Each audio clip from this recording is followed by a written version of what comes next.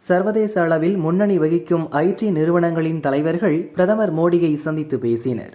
AI எனப்படும் artificial intelligence துறை, semiconductor உற்பத்தி, ஐடி துறை மேம்பாடு உள்ளிட்ட பல்வேறு விஷயங்கள் குறித்து பிரதமருடன் ஆலோசித்தனர்.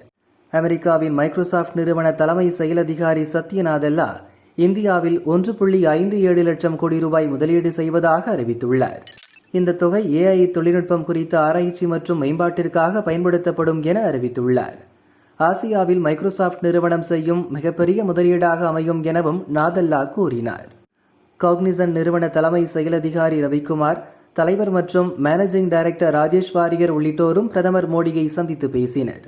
வளர்ந்து வரும் ஏஐ தொழில்நுட்பம், அதன் பயன்பாடு, கல்வி முறை மேம்பாடு உள்ளிட்டவை குறித்து பிரதமருடன் பேசினோம். அவருடனான கலந்துரையாடல் மிகப்பெரிய ஊக்கமளிக்கும் வகையில் அமைந்தது. நாட்டின் பல்வேறு நகரங்களில் காக்னிசன்ட் செயல்படுத்தும் ஐடி துறை சார்ந்த நடவடிக்கைகளை மோடி பாராட்டினார் என்று அவர்கள் கூறினர். இன்டெல் நிறுவனத்தின் தலைமை செயல் அதிகாரி லி பூட்டான் பிரதமர் மோடியை சந்தித்து பேசினார். செமிகண்டக்டர் உற்பத்தி குறித்து பிரதமருடன் ஆலோசித்தார். செமிகண்டக்டர் உற்பத்தி குறித்து டாடா குரூப் நிறுவனத்துடன் இன்டெல் நிறுவனம் ஒப்பந்தம் செய்துள்ளது. பிரதமர் மோடியுடன் தகவல் தொழில்நுட்பம், கம்ப்யூட்டர், செமிகண்டக்டர் பற்றி பேசினோம். இந்த துறைகளில் பிரதமரின் ஆர்வம், எதிர்கால திட்டம், அதற்கான நடவடிக்கைகள் வியப்பளிக்கும் வகையில் இருந்ததாக அவர் கூறினார். ஏஐ துறையில் இந்தியா மீது உலக நாடுகள் நம்பிக்கை வைத்துள்ளன. இத்துறையில் மைக்ரோசாப்ட் நிறுவனம் ஆசியாவிலேயே நம் நாட்டில்தான் மிகப்பெரிய தொகையை முதலீடு செய்ய உள்ளது.